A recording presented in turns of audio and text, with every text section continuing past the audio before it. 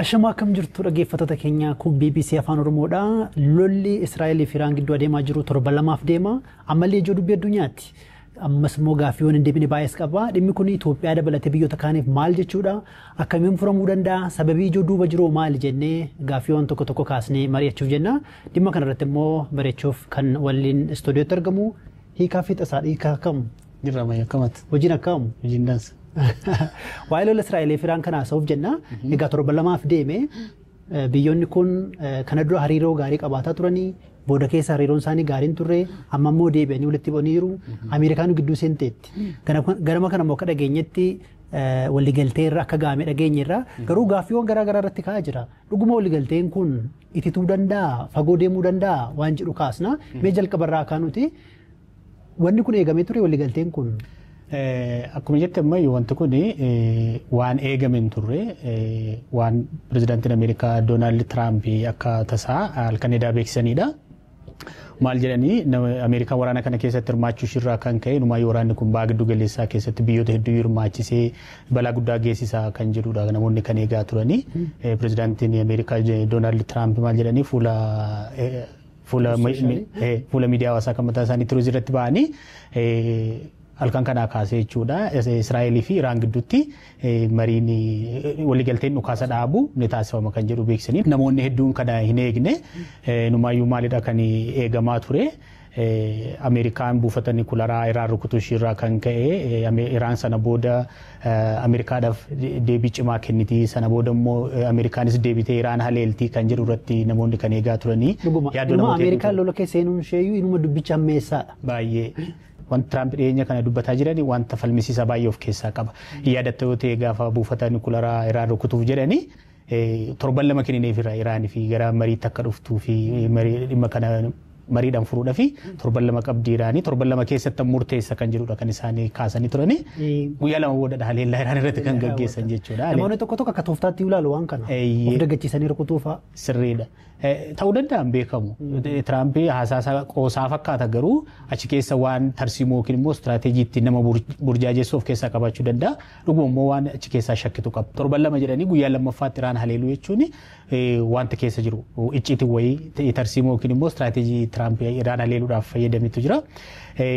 Gama mariin kun gama dhukaasa dhaabuun kun itti fufuu danda'a inni ta'a gaafate itti kaasuudhaa ilaaluudhaa fi erguma biyyoonni lamaanuu Netanyahuunis akkasuma Iraanis kana booda dhukaasa dhaabuu US yaada dhiyeessite irratti waliigallee irra erga jedhanii booda ganama kana daqiiqawwan muraasa dura Iraan misaa'ilota hedduu gara Israa'elitti dhukaastee jirti. Israa'el kana beeksistee jirti. Kan Tiraamp jedhan sun dhukaasa dhaabuu biyyoonni lamaanuu fudhatan sana wanta nama shakkisiisu jira jechuudha. Sababni isaa tokko maal irratti kan dhukaasa dhaaban? Maal irratti walii galan? Maal irratti walii galanii? Eenyutu gidduu isaanii jira? Ameerikaan hidhattee buufata nukilaaraa Iraan rukutteerti. Rukuttee deebitee jira kana lamaa walitti aarsitii kan jedhu gaaffidha. Inni kan biraa immoo maal irratti walii galan? Ammamiif tura dhukaasa dhaabuun kun? Tiraamp maal jedhanii jalqaba sa'aatii 12 fi Iraantu eegaa sana booda dhukaasa dhaabuu kana Israa'eltu itti fufaa sana booda guutummaatti dhukaasa dhaabuun kan jiraatu jedhan. Dhukaasa dhaabuun gaafa jiraatu ammamiif akkatu? Dhukaasa dhaabu kun waraana dhaabuu miti dhukaasa dhaabuudha. Yeroo murtaa'eedhaaf. Yeroo kamittiyyuu ka'uu danda'a jechuudha. Kanaaf nagaa guutuutu jidduu isaanii jiraata. Dhukaasa dhaabuun kun ammoo yoomitti tura. Yoomirraa kaasetti immoo waraana dhaabuutti ce'ama. Kan jedhu kun gaaffilee ammayyuu banaa ta'anii kan yaada Tiraamp dhiyeesse deebiitti ilaalledha jechuudha. Nama shakkisiisa. Dhugaa kana dura Ameerikaan haleellaa akkasii raawwachuun ishee haaraa miti. Waggoodhuma 5 dura fagoollee otoo hin deemini jeneraala Iraan beekama Qaasim Sulmaan ejjeestee turte. Egasii booda Iraan maal goote gara buufata waraanaa Ameerikaa kan Iraaq jirutti dhukaaste haga loltoota 100 madeessitee turte. Miidhamanii turan. Garuu Ameerikaan deebiin kennine tasgabbaa'e. Amma Tiraamp haleellaa kana yeroo raawwatanii jedhanii akka gaambal yookiin akka qumaaraatti namoonni kaasan jiru hin beeknu duuba isaa waan adeemaa jiru. Inuma Ameerikaan gidduu seenuun ishee dubbii hammeessa osoo jedhamu immoo waliigaltee raga'uun isaanii dhaga'ameera. Akkuma ati kaaste immoo ammallee hin beekamu waa'ee waliigaltee kana. Akka kan irra beeknutti taanaan waliigaltee jechuun waan yeroo fudhatu. Isa qofaa immoo miti dhimmi ijoo Israa'elis Ameerikaanis kaasanii dhimma gabbisa nukilaaraa Iraanidha. Dhuguma yaaddoon isaanii sun furameera. ifaa miti.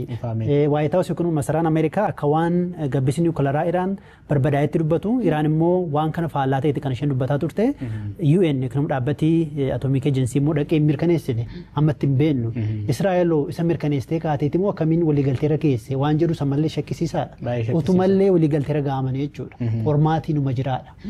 As keessatti maal argina amma kadhatama kaasti kana dura Ameerikaan gaafa buufanni loltoota ishiitii baagi dugaleessaa jiru gaafa haleelamu sana gaafa Qasim Suleymaaniin ajjeefamu inuma jira waraana keessatti qaama tokko ergaa leeltee booda deebisii kennamu wajji walii madaaltee sanaaf deebinati kennitu murteessadha. Dhiibbaa miidhaa sirra ga'e irratti hundoofteeti. Yeroo sanatti Ameerikaan kan ishiin madaalte maalidha? Qasim Suleymaanii Iraan keessatti nama baay'ee murteessadha. Waraana Iraan keessumattuu warra Quds Force jedhaman humnoota Iraan baha giddu galeessaa keessatti ittiin deeggartuu nama to'atu ture. Nama baay'ee jaba. Inumaayyuu erga inni ajjeefame Qasim Suleymaaniin erga ajjeefameeti Iraan deebite keessoon Iraan baay'ee nyaatameedhameeti kan amanamu. Ergasii ayatolanii akka waan qobaatti hafanitti kan ilaalamu. Kanaaf Ameerikaan Qasim Suleymaanii yeroo sana ajjeesuun isheedhaaf injifannoo guddaadha.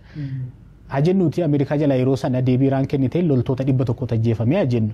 Kanaaf loltoonni Ameerikaa 100 ajjeefamuu fi Qasim Suleymaaniin namni Ameerikaan akka diina guddaatti ilaaltu sun ajjeefamuun waliin madaalu Ameerikaadhaaf Qasim Suleymaaniin ajjeefamuutu caala. Kanaaf kan eda gaggeeffame wajjin waa wal fakkaatudha. Ameerikaan buufata niwukilaraa Iraan 3 kan ishee rukutte. Kan ishee rukutte boombii GBU-57 jedhamu kan Ameerikaan qofti qabdu fayyadamteeti kan rukutte miidhaan ishiin geessiste guddaadha jedhameeti kan tilmaamamu. Kanaaf Iraan deebii kennuu qabdi. Gaafa deebii kennitu immoo maal goote Ameerikaa beeksisteeti. Buufataalee kee baha giddu galeessaa keessa jiran nan rukuta. Kallattiin yoo itti buufatte illee karaa biyyoota baha giddu galeessaa keessa jiranii karaa Kaataar fa'iitiin itti ergaa dhaamtee fitte jechuudha harka lafa jalaatti. Kan rukutu buufata loltoota keetiiti. Akkaataan itti rukutu immoo akkaataa miidhaa yookiin immoo baha giddu galeessatti rakkoon akka babal'atu godhuun miti. Deebii nan kenna garuu sin beeksisa jetteeti kan isheen beeksisa. Kanaaf kaleessa buufataalee Ameerikaa baha giddu galeessaa keessa jiran Kaataar keessa kan jiran akkasuma Iraaq keessa kan jirullee haleellaa bisaa'ilaaf diroonitiin akka rukutameetu amanama. Kun Ameerikaadhaaf homaa miti jechuudha. Gaafa buufanni niwukilaraa Iraan rukutamee fi buufanni loltoota ishee yookiin immoo buufanni waraana ishee baha giddu galeessaa keessa jiru gaafa rukutamu gaafa wal bira qabdu deebiin Iraan US'dhaaf kennite baay'ee guddaa miti. Kanaaf Ameerikaan deebitee Iraan rukutuu ishiin barbaachisu jechuudha. Tirampis dubbii isaanii keessatti akka waan laafaa ta'etti waanuma eegaa turedha garuu akka waan busheessanii kan isaan dubbatanii asirratti dhimma biraa kaasuu dandeenyu walitti bu'iinsi kun guyyoota 12 deemeera 7 jechuu dandeenya. Baay'ee guddaa ture ijoo dubbii addunyaati. Eewutu maal buufate? Baay'ee gaariidha. Eewutu maal argate? Wanni kun beekaadhuma yaadamee eegalee baay'ee gaafii cimaa gaafii bareedaadha kan kaaste ammayyuu waraana kana Israa'elitti yaaddeeti. Inumaayyuu ajajaan humna waraanaa waliigalaa Israa'el kan isaan jedhanii waraana kana waggoota baay'eef itti qophoofnee turre. Itti qophaa'uu isaanii kan si agarsiisu akkaataa gaafa waxabajjii 13 Israa'el haleellaa Iraan irratti gaggeessite yoo ilaalte dhuguma waraana kanaaf yeroo dheeraa fudhattee Iraan itti qophaa'u ishii waan namatti agarsiisudha. Guyyaa sanatti ajajoota waraanaa Iraan kan ajajaa humna waliigalaa Iraan ajajaa humna eegumsaa akkasuma kan tika waraanaa akkasuma kan Quds Force jedhaman kan humnoota ishii baha giddu galeessaa keessa jiran ittiin to'attu kanneenidha kan isheen ajjeefte. Sana biratti immoo saayintistoota niwukilaraa Iraan guyyaa tokkotti nama 9 jalaa ajjeesti. Kun baay'ee miidhaa. Baay'ee yeroo dheeraaf itti qophaa'uu fi tika cimaa qabaachuurraa baay'ee koordineette bifa qindaa'een haleellaa Iraaniif qophooftedha. Kanaaf immoo akka mijatuu fi wanti baha giddu galeessaa keessatti waggoota 2-3 darban ta'an gabaabsinee yoo kaasne gaariidha. Gaafa bara 2023 onkoloolessa keessa Hamaas Israa'el irratti waraana banu Netanyaahuun gadi ba'ee waan dubbate wanta baay'ee murteessaa ture. Maal jedhe gaaf sana kana booda baha giddu galeessaa keessatti as hiriira haaraa yookiin immoo adeemsa haaratu jiraata yookiin immoo toora siyaasaa haaratu jiraata kan jedhe sana booda wantoota ta'an yoo ilaalte humnoota baha giddu galeessaa keessatti Iraan akka asymmetrical force yookiin immoo axis force itti fayyadamtu Hamaas yoo fudhatte Hezbollah yoo fudhatte akkasuma humnoota Houthi yoo fudhatte warri kun Israa'el dura dhaabbachuudhaaf Iraan kallattiidhaan Israa'el wajjin lolatti hin baahanii garuu karaa humnoota kanaa fayyadamte Iraan maal gooti Israa'el dura dhaabbatte jechuudha. Humnoota kan Israa'el maal gootee tooraan dadhabsiisaa dhufte. Jalqaba Hamaasitti jalqabdee Taansee Libaanoos keessatti jalqabdee sana booda eessatti ceetee wanta Sooriyaa keessatti ta'e immoo Israa'eliif karaa guddaa kan banedha gara Teeraanitti kan ishee geessu. Akka ekspertoonni waraanaa jedhanitti inumaa adeemsa qormaata Israa'el yeroo dheeraa akka fureetti ilaalama. Yeroo gabaabaatti kan pirezidantiin Sooriyaa aangoorraa kaafamanii isa keessatti immoo qoodi Israa'el jira. Baay'ee murteessaa jedhama. Gidduu isaan immoo aangoon kun bulchiinsa haaraa Sooriyaa keessa ijaaramuun immoo inumaa haleellaa haaraaf akka isheef salphisudha. Baay'ee sababni isaa Sooriyaa keessatti mootummaan haaraa ijaarame Iraan wajjin kan dhaabbatu miti. Kana dura iyyuu hirmaannaa Iraan Sooriyaa keessatti qabdu humna falmu ture. Sana booda Israa'el akkuma Asaad kufeen humna waraanaa Sooriyaa keessa jiru ittisa isaanii humna qilleensaa, humna lafoo, humna galaanaa makanas iddoo irra jedhaman hunduma jalaa rukutte. Kanaaf humna qilleensa Sooriyaa keessa jiru fayyadamuudhaan Israa'el Teeraan rukutuudhaaf kan itti fayyadamte. Itti salphata. Baay'ee itti salphata. Kanaaf maal sitti agarsiisa itti qophaa'uu ishii kan waanuma kaleessa jalqabee miti siin jechuufani. Bara 2023 irraa kaasee amma ammaatti Israa'el kanatti qophaa'aa turte. Iraan kana hin yaadne. Tiraamp gara aangootti gaafa dhufu maal godhee marii jalqabna jedheen. Iraan sammuu Iraan keessa kan jiru maalidha? Ameerikaa wajjin too marii gaggeessaa jirru Israa'el waraana nurratti hin bantu kan jedhu inuma yaadama inuma yaaddati si ta'e. Kanaaf Israa'el baay'eetti qophoofte. Mariin keenya itti fufeera duratti kan kaasaa turre dhimma walitti bu'iinsa Israa'eliif Iraanidha. Ameerikaan keessa seenteetti wanni kuni itti fufamoo nagaan bu'uu danda'a waan jedhu kan nuti haasaa jirru gaaffiin duratti kaasee jira ture hiikaadhaa fi innis immoo maali walitti bu'iinsa torban lamaaf adeeme kanaan eenyutu maal buufatte Ameerikaan maal buufatte Israa'eloo Iraanoo biyyoon addunyaa kan jedhu kaafna mee hiikaa Ameerikaan maal buufatte. Tole asirraa Ameerikaan wanti ishiin buufatte jechuu dandeenyu maalidha beekamaadha Ameerikaa fi Iraan diinummaa waggaa baay'ee qabu garuu kallattiidhaan Iraan keessa seenanii haleellaa gaggeessuun yeroo jalqabaati keessumaa bara bulchiinsa Shah yookiin bara bulchiinsa sirna gonfoo bara 1979 Iraan keessatti 50 dura Iraan keessatti kufeeyasi Ameerikaan kallattiidhaan dhimma Iraan keessatti karaa humnaa kana dura qoqqobbii garaagaraa kaa'uudhaan yookiin immoo dhibba garaagaraa Iraan irratti gaggeessuudhaan kan isheen beekamtu pirezidaantota Ameerikaa kana dura turan keessaa waggoota gara 30 olii keessatti yeroo jalqabaatiif humnaan kallattiidhaan Iraan keessatti kan hirmaate Ameerikaadha jechuudha. Kanaaf ammayyuu humna qabdu Ameerikaatti Iraanitti waan agarsiiste fakkaatti. Keessumaa xayyaaronni ishii kan B2 Spirit jedhaman suni boombii Bankar Buster jedhamu Iraan irratti darbachuu ishiitiin Ameerikaan ammayyuu addunyaa irratti humna jabaa qabaachuu ishii boombii sana yeroo jalqabaatiif boombiin sun kan adda waraanatti hojiirra oolee jechuudha. Kanaaf boombii sana Iraan irratti fayyadamuu ishiitiin waggoota dheeraa booda Ameerikaan kallattiidhaan Iraan keessatti karaa humnaa hirmaachuu ishii waan namatti agarsiisudha. Lola gaafa inni garuu dhukaasa qofaa miti.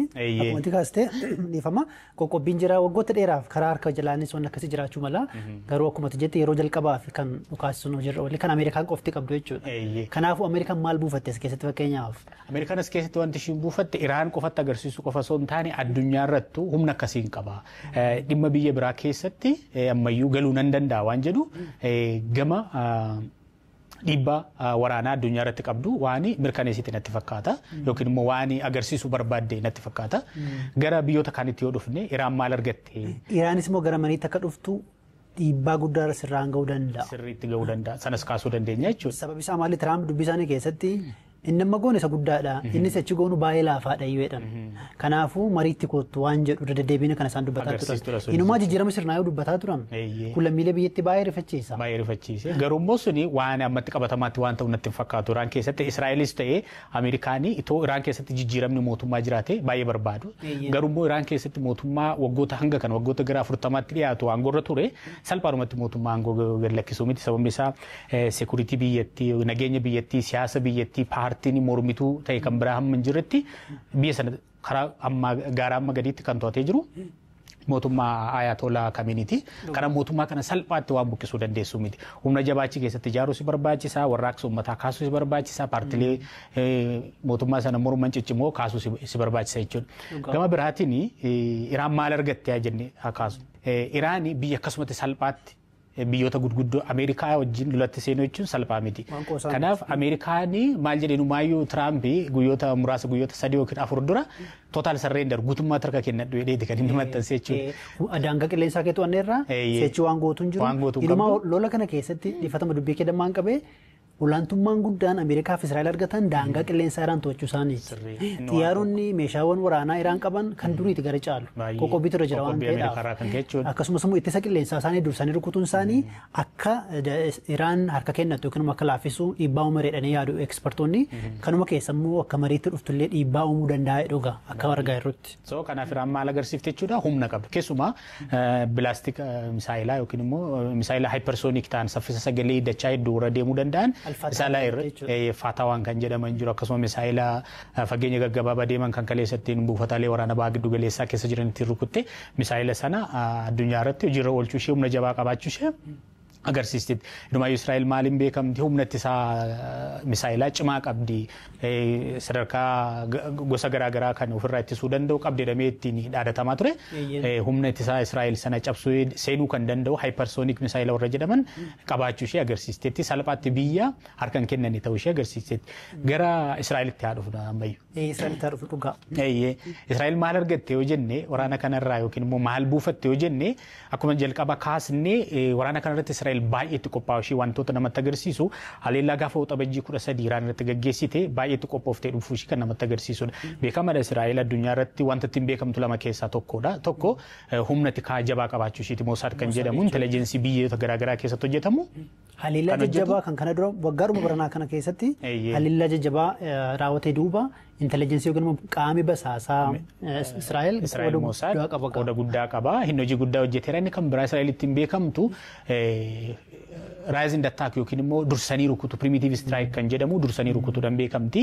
Isaan beekamti humna qilleensaa jabaa baha giddu galeessaa keessatti qabdi. Isa fayyadamtee Iraan irratti gaafa jalqabaa dhiibbaa guddaa geessiteef sana booda immoo giddu galeessan yoo laallee guyyaatti xayyaaronni Israa'el 20 hanga 50 ta'an giddu galeessan qilleensa Iraan irra yookiin immoo qilleensa magaalaa Teheraan irra marmaaru. Guyyaatti xayyaaronni kun magaalaa Teheraan irratti haleellaa garaagaraa gaggeessan jechuudha. Kanaaf guyyaa jalqabaatti hanga ammaatti ajajoota waraanaa Iraan jalaa ajjeefaman yoo laalte saayintistoota Iraan jalaa ajjeefaman yoo laalte even halkan kaleessaa saayintistii Nikularaa Iraan 11ffaa jalaa ajjeesteetti guyyoota 12 keessatti jechuudha. Kun Iraaniif irratti dhiibbaa guddaa qaba. Kun Israa'el akkamitti ilaalti akka milkaa'ina guddaatti ilaalti jechuudha. Sababni isaa yaaddoo lama qabaa jette. Yaaddoon inni jalqabaa maalidha? Nikularaa Iraan gabbistuudha jette. Gabbisa Nikularaa Iraan. Buufataalee Iraan sadan Nikularaa Iraan gabbisa Nikularaa cimaatti gaggeessitu Natanz, Fordo fi akkasuma immoo tokko maal ture? Maqaa sana harkaa badde. Buufataalee sadan sana jalaa rukutamaniiru. Kuni akka mo'icha guddaatti fudhatte jechuudha Israa'el.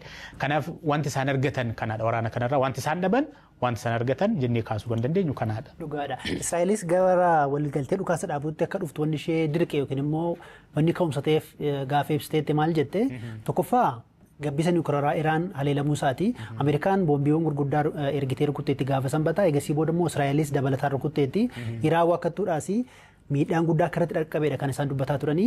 Inni namatti kaaste immoo dhimma misaayilaati. Fataha dabalatee misaayileewwan garaagaraa qabdi. Inuma Iron Dome kan sirni ittisaa Israa'el deebisuuf hin dandeenye. Darbeeyyuu gamoowwan garaagaraa rukutaa ture. Israa'el keessatti miidhaan guddaa dhaqqabeera. Egaa akkuma jette egaa Ameerikaanis Iraanis Israa'elis waan buufatan qabu walitti bu'iinsa kana keessatti garuu akkuma duratti kaasne waliigalteen kun inni itti ta'a fuulduratti nagaan bu'a waan jedhu ammallee gaaffiidha. Mee dhimma kana xumuraatu jira Ameerikaana. Waggoota durii eegalee egaa Israa'el walitti bu'iinsa garaagaraa keessa hirmaatteetti Iraan dabalatee garuu wanneen sun walitti bu'iinsawwan sunneeni furmaatan arganne yookiin immoo gudunfaan argamne jedhamanii qeeqamu. Ammallee ka'umsa akka ta'an madaadhuma kun yeroo tokko fayyee deebi'ee dhukkufatu. Akkasiifaatu taa'edhanii xiinxaltoonni kaasan jiru. Maal yaadde asirratti? Sirriidha mayyuu wantoota amma kaaste keessaa Israa'eelii wanti ishiin ittiin beekamtu tokko waraana mo'achuu hin dandeessedha. Dirree waraanaa irratti waraana mo'achuu hin dandeessi garuu siyaasa furuu hin dandeenye hanga ammaata. Fakkeenyaaf amma baha giddu galeessaa keessatti biyyoota garaagaraa wajjin kan isheen rakkoo qabdu. Bara 1948 Israa'el erga hundoofte kaatee waraana jajjabaa keessatti hirmaatteerti. Waraana Oktoobar Waar kan jedhamu jira, waraana guyyaa jaha kan jedhamu jira, Libaanos wajjin waraanatti seenteerti. Kanaaf rakkoo waraanatti ishii geesse. Kan ishiin furte keessaa wantoota lama qofaadha jedhama. Innis maalidha? Masrii wajjin waraana guyyaa jaaffaa keessatti waraana Oktoobar Waar waraana 1973tti gaggeeffame sanaani Masrii wajjin waraanni sun erga dhume Israa'eltu mo'ate garuu immoo mo'adheettee gammoojjii Siinaa sana irraan fudhannee gaggeessitoonni Israa'el yeroo sana turan gaggeessitoota ciccimoodha jedhama. Waraana sana akka deebi'ee rakkootti hin taanetti waraana mo'annus garuu wanta siyaasaa Masirii wajjin gara fuulduraatti rakkootti nu galcha jennu ni fudhanna jedhanii gammoojjii Siinaa Masiriidhaaf deebisanii Masirii irraa immoo maal argatanii beekamtii argatan jechuudha. Rakkoo Masirii wajjin qaban yeroo sana fudhatan. Sanaan alatti rakkoon biyyoota garaagaraa wajjin qaban Sooriyaa wajjin rakkoo qabu rakkoon isaanii hin furamne. Libaanos wajjin daangaa bishaan irratti wal lolu rakkoo sana hin furanne. Sooriyaas akkas biyyoota baay'ee wajjin kan Iraan wajjin jaarraa almost gara jaarraa walakkaatti deemaa jira. Rakkoo kana furachuu hin dandeenye. Kanaaf Israa'el maaliin komatamti waraana immoo atti garuu siyaasa hin furtu. Rakkoo kana maaliin wal qabsiisu namoonni gaggeessitoonni kana doo turan gaggeessitoonni jajjaboon jiru. Kan amma jiru garuu Natanaahoni waggoota dheeraadhaaf gara waggaa 20 nama hangurra tureedha. Kanaaf namni kun maal jedhama waareer yookiin nama waraanaa jedhama. Maalitti amana jedhama numaayyuu jabeenya irraa kaaneti kan gara furmaatatti deemamu jedhee nama amanu. Irreedha namansiisna. Irree jabaa qaban kanaaf rakkoo kana qabdi. Waraana immoo atti garuu kan rakkoo siyaasaan furtu kan jedhuuni kan isaanii kan xiinxaltoonni kaasanii rakkoo jabaan baagiddu galeessaa keessa jiru rakkoon Israa'el kanaadha ammayyu. Ulfaadhu eegaa marii keenya xumurutti jira gaa xumurarra kan kaasuu dandeenyu maali waliigalteen yookiin walitti bu'iinsi kun Itoophiyaa dabalatee biyyoota addunyaaf maali kan jedhudha. Egaa Iraan tarkaanfii isheen fudhachuu dandeessu keessumaa ulaa Hormuz kan boba'aan parsantii 20 addunyaa karaatti keessa darbudha. Yoo safaa cufteetti gatiin boba'aa dabaluu danda'a. Itoophiyaa dabalatee biyyoota Chaayinaa, Hindii fa'aa dabalatee baay'ee miidhamu. Biyyootuma Arabaa, UAE dabalatee Saawudi Arabiyaa, Iraaq dabalatee jechuudha. Isaan alatti garuu hariiroo biyyoonni kun Itoophiyaa wajjin qaban haa kaafnu. Iraan fi Israa'el fi Ameerikaan Itoophiyaa wajjin hariiroo akkamii qabu? Itoophiyaa fi Israa'el gaa waliigaltee yeroo dheeraa qabu yookiin hariiroo jabaa qabu. Waggaadhuma biranaallee ministeerri dhimma alaa Itoophiyaa Israa'el dhaqanii turan aangawoonni Israa'elis gara Itoophiyaa dhufanii turanii. Gama kaaniin immoo Itoophiyaan ji'oota muraasa dura waliigaltee nageenya Iraan wajjin tolfatteetti. Kana yeroo waraana kaaba Itoophiyaallee Itoophiyaan biyyoota diroonii irraa bitte jedhamee amanamu keessa tokko Iraanidha. Egaa siyaasa keessatti abaluu diina kootii wanti jedhan jiru namni waltumsee jiraata. Itoophiyaan dippiloomaasii kun siyaasa akkasii qabdi. Garuu maalis ta'u waan addunyaa keessa deemaa jiru naannee gara Itoophiyaa dhufuun Itoophiyaanis qaama addunyaatti waan taate. Dhugaadha. Fakkeenyaaf xiyyaarri Itoophiyaa gara Teel Aviv balali'uu dhaabee ture. Sababa rakkoo nageenyaa kanaan jechuudha. Lammiileen Itoophiyaa Teheraan keessa jiran yookiin Israa'el keessa jiran rakkoo nageenyaa saaxilamuu danda'u. Biyyoota adda addaa keessa jiran kanaaf saaxilamuu danda'u. Dhimma kana maaf kaasnaa waraanni yookiin walitti bu'iinsi gaafa deemu namni gar tokko qabatee Israa'elidha Iraanidha jedhee wal harkisuun uma jira malee dhala namaatu miidhama. Namoonni yaada akkasii waan kaasnidhaa fi egaa mariin keenya kana fakkaatu ture si'achi dhimmoota siyaasaa, waraanaa, ispoortii fi naannoo gaanfa Afrikaa dabalatee amma yuttaanaa fi kaafee tasaa ture gama kaameraatiin aslii galgaloo fi tolaa dingataan waliin turaniiru. Isinis gama fuula feesbuukii, yuutuubii akkasumas karaa waatsaappiidhaan nu hordofuu dandeessu waan waliin turtaniif guddaa galatooma ulfaadhaa. Galatooma.